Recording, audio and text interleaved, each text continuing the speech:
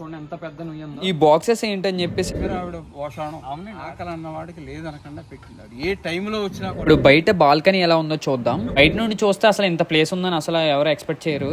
అప్పట్లో డొక్కా సీతమ్మ గారు వాడిన ఇప్పటి వరకు మన ఛానల్లో చాలా ఫుడ్ వీడియోస్ తీసాను, ట్రావెల్ వీడియోస్ అయితే తీసాను. ఈరోజు ఒక స్పెషల్ వీడియో అయితే తీయబోతున్నాను అనమాట. అదేంటో కాదు, మన ఆంధ్రలో అన్నపూర్ణ నిత్య అన్నదాత అని పేరు పొందిన మన డొక్కా సీతమ్మ గారి ఇల్లు అయితే ఒక హోమ్ టూర్ అయితే తీయబోతున్నాను అనమాట. వాళ్ళ కుటుంబ సభ్యులు కూడా ఉన్నారు. ఆవిడ గురించి మొత్తం వివరాలన్నీ కనుక్కొని తెలుసుకుందాం. అండ్ లోపల ఉన్న రూమ్స్ కానీ మొత్తం అంతా ఎక్స్ప్లోర్ చేసి చూపిస్తాం మీకు. సో ఇంక మనం లేట్ చేయకుండా లోపలికి వెళ్ళిపోదాం. Let's go. సో ఇదైతే మెయిన్ ఎంట్రన్స్ అనమాట.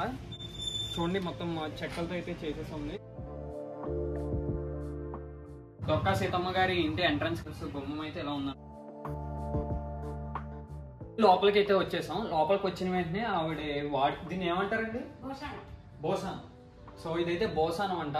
సో అప్పట్లో పూర్వకాలంలో వాడేవారు కదా ఏమన్నా వస్తువులు పెట్టుకోవడానికి, ఇంట్లో అయితే పెట్టేవారంట. దానికి డొక్కా సీతమ్మ గారు వాడారండి.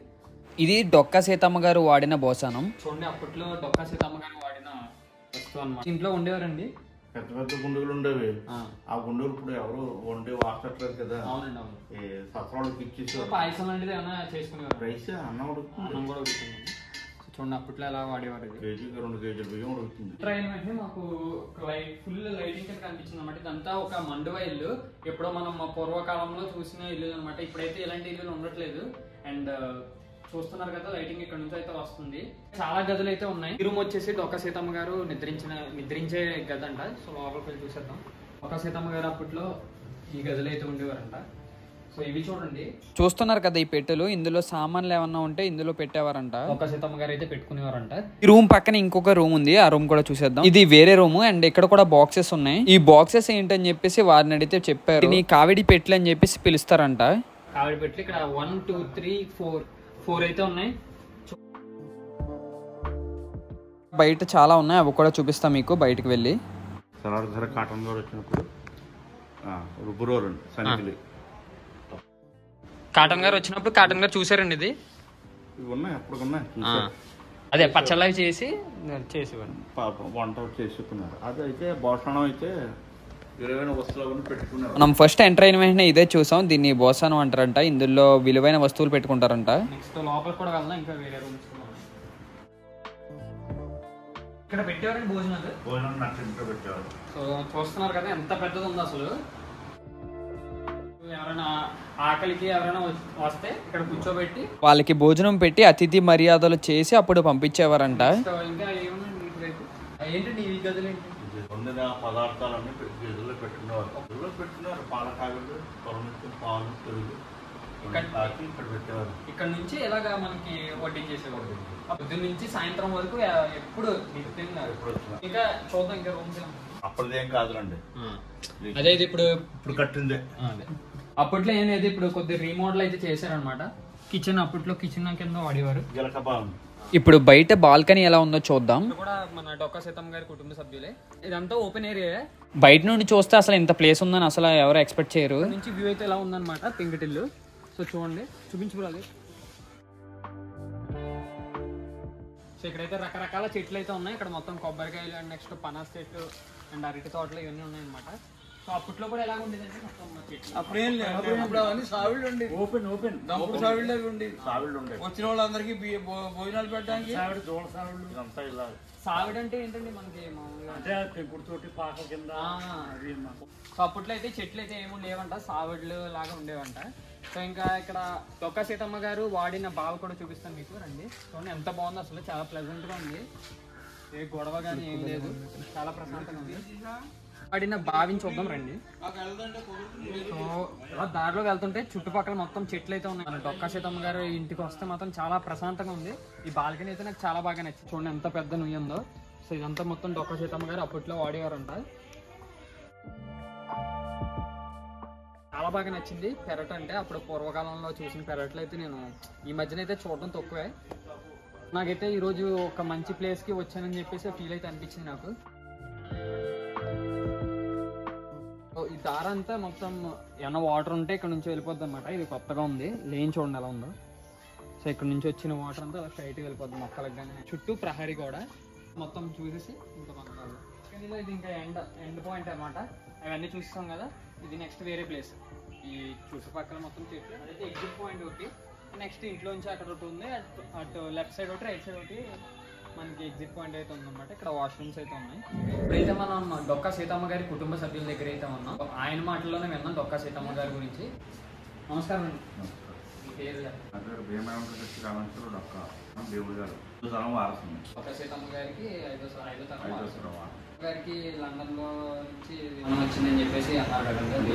అనుదానం చేస్తుండగానే సెవెంత్ చక్రవర్తి మహారాజు చక్రవర్తులు పట్టాభిషేకం చేసుకుందామని వాళ్ళు అనుకున్నారు. అనుకునేటప్పటికీ ఈవిడ్ని ఎదురకుండా కుర్చీలో కూర్చోబెట్టి పట్టాభిషేకం చేసుకుందామని ఇల్లు కట్టుకుంటారు. తూర్పుగోదావరి జిల్లా కలెక్టర్ గారు వచ్చారు.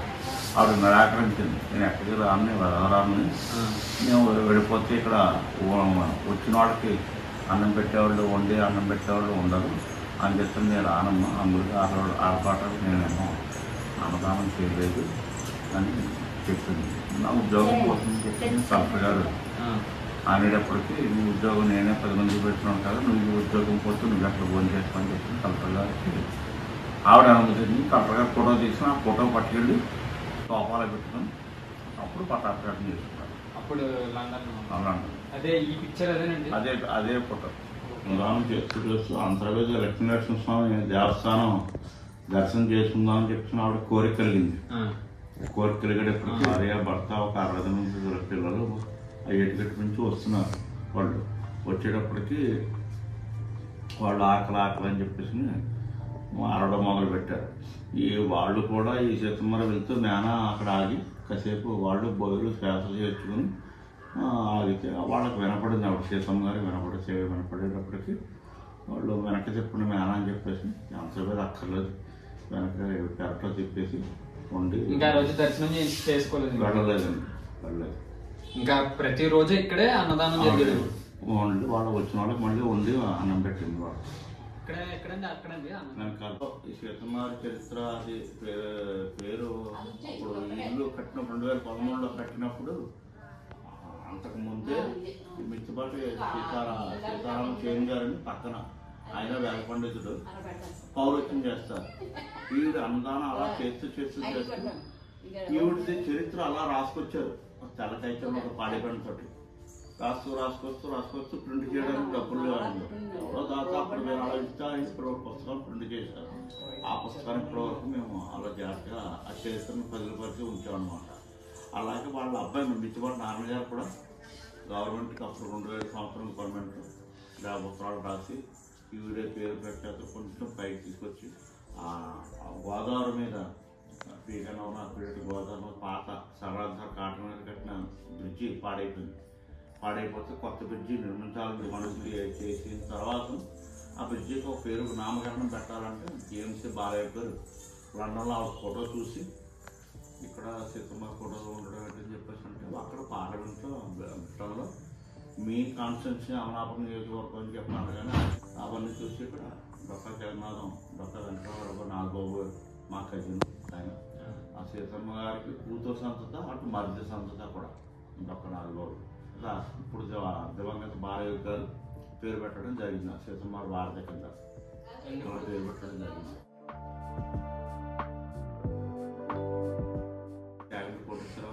ప్రవచనాల్లో చెప్తాను చెప్పారు. ప్రతి ప్రవచనంలో చెప్పరు.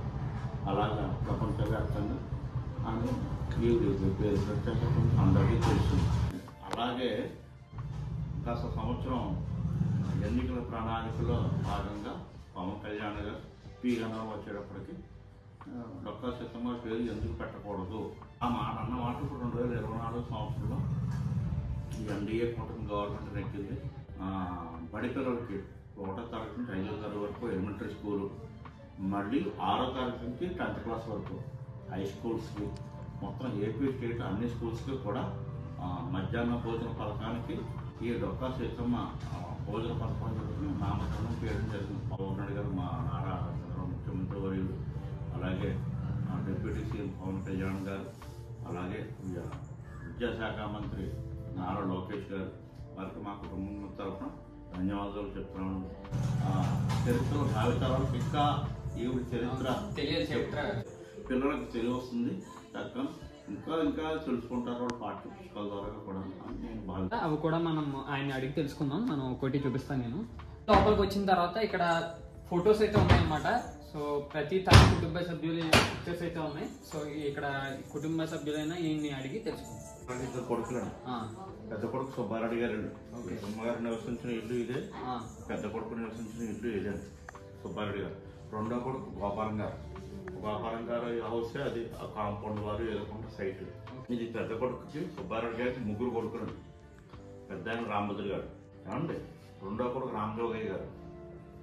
మూడో కొడుకు సూర్యనారాయణ గారు మా తాతగారు. సూర్యనారాయణ గారు మా తాతగారు. మా నాయనమ్మ సూర్యనారాయణ గారి భార్య శ్యామలాంబ. డైరెక్ట్ మనోడు భార్య. ఓకే అండి. సీసమ్మ గారు ఏమండి. అలాగే సుబ్బారెడ్డి గారికి రెండో కొడుకు అని చెప్పాను కదా. అవునండి. రామజోగయ్య గారు.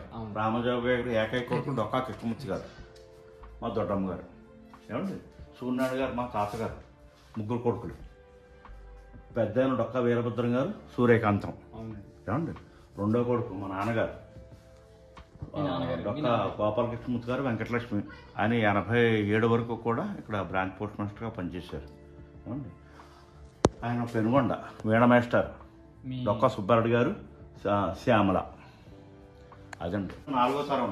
మా నాన్నగారు వాళ్ళందరూ అన్నదమ్ములందరూ 4వ తరం. అది 5వ తరం. మా మేనత్తలండి వీళ్ళిద్దరు. వీళ్ళందరూ కూడా మా నాన్నగారికి చెల్లెళ్ళు. డొక్కా కృష్ణమూర్తి గారికి చెల్లెలు పేరూరు. ఏమండి. డొక్కా కృష్ణమూర్తి గారికి ఇంకో చెల్లెలు మద్రాసు. ఏమండి. ఇక్కడ మా ఇంటి పక్కనే డొక్కా మన సీతమ్మ గారు మరిది కుటుంబంలో డొక్కా జగన్నాథం గారు బాబులు గారు వాళ్ళ తల్లిదండ్రులు.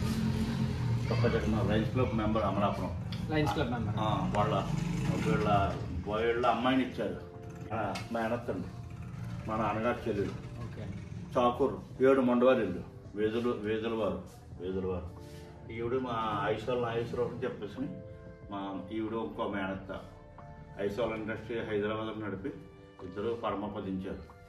ఈవిడ ఇద్దరు శ్రీరామూర్తి గారు దవడేశ్వరం ఇరిగేషన్ డిపార్ట్మెంట్లో పనిచేశారు. ఆయన కూడా ఇద్దరు పరమపదించారు. ఏమండి. మా వీరభద్రం గారు మా పెదనాన్న గారు రెండో కొడుకు డొక్కా సత్యనారాయణ బుచ్చిబాబు గారు. ఈయనంటే అప్పట్లో ఇల్లు కడదాం అని చెప్పేసి ఆయనలో మనసు ఒక సంకల్పం ఉండిపోయాం. ఆయన చనిపోయేటప్పుడు కూడా ఇల్లు కట్టలేకపోయారు.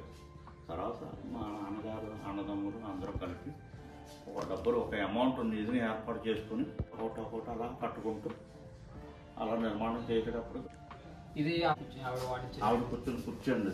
సో ఇది ఆవిడ వాడిన చైర్ అన్నమాట.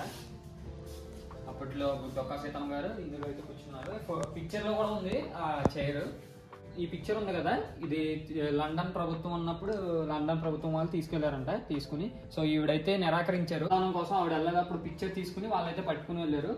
చైర్ కూడా చూడండి, ఆ పిక్చర్ లో ఉన్న చైర్ కూడా ఇదే.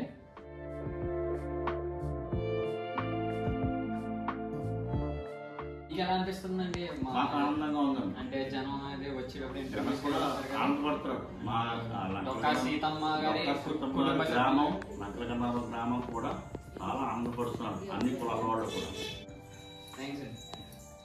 అమ్మగారి కుటుంబ సభ్యుల దగ్గర అయితే ఉన్నాం. సో ఆవిడికి వీళ్ళు ఏమవుతారో వీళ్ళని అడిగి తెలుసుకుందాం. ఏమవుతారండి మన డొక్కా సీతమ్మ గారు? మా మామగారు మునిమనోడు. మామగారి మునిమనోడు. మా మామగారు ఆవిడకి మునిమనోడు. ఓకే అండి. మా ఆయనగారు వాళ్ళు 5వ తరం. ఓకే. అక్క చెల్లెలు ఉంటారు.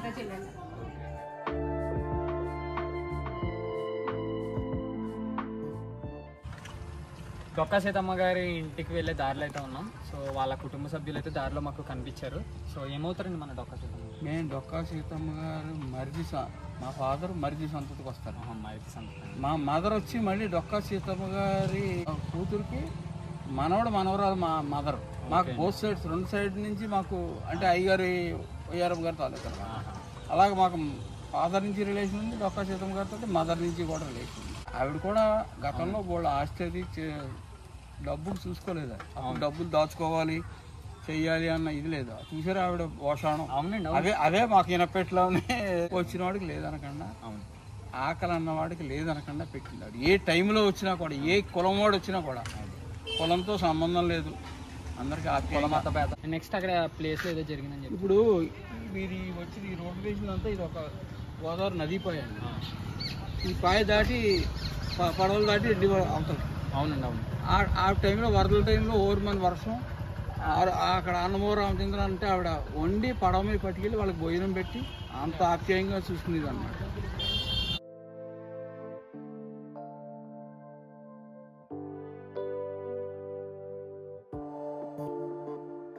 ఈయనకి కొద్దిగా ఆరోగ్యం బాగోపోయినా ఈయన మన కోసం అయితే వీడియోకి వచ్చి మనకి సపోర్ట్ చేశారనమాట. సో నాకైతే చాలా బాగా అనిపించింది. చాలా థ్యాంక్స్ అండి. థ్యాంక్స్ అండి. That's it guys. ఈ రోజుకి ఈ వీడియోతో అయితే నేను ముగిస్తున్నాను. ఇలాంటి వీడియోస్ ఇంకా ఏమన్నా చేయాలంటే మీరు కామెంట్ బాక్స్లో కామెంట్ చేయండి. ఇంకా మంచి మంచి ప్లేసెస్ అయితే నేను ఎక్స్ప్లోర్ చేయడానికి ట్రై చేస్తాను. ఫుడ్డే కాదు, ఎక్కువ ట్రావెలింగ్ కానీ ఇలాంటి మంచి విషయాలు అండ్ మంచి ప్లేసెస్కి అయితే వెళ్ళి మొత్తం ఎక్స్ప్లోర్ చేసి చూపిస్తాను నేను. నెక్స్ట్ నేను ఇంకే వీడియోస్ చేయను. అండ్ డైలీ వ్లాగ్స్ చేయమంటారో లేకపోతే ట్రావెలింగ్ వ్లాగ్స్ చేయమంటారో అది మీ ఇష్టం. మీరు కింద కామెంట్ చేస్తే నేను ఖచ్చితంగా వీడియో అయితే చేస్తాను. So that's it guys. Video మీకు నచ్చినట్టయితే లైక్ చేసి, షేర్ చేసి, సబ్స్క్రైబ్ చేయండి. నెక్స్ట్ వీడియోలో మళ్ళీ కలుద్దాం. బాయ్.